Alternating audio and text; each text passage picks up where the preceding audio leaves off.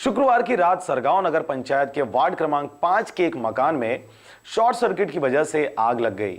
बजरंग दल के कार्यकर्ताओं व आसपास के लोगों द्वारा बड़ी मशक्कत के बाद आग पर काबू पाया गया, लेकिन आग इतना जबरदस्त था कि घर में बंधे 5 मवेशियों में से 2 मवेशियों की जलकर मौत हो गई।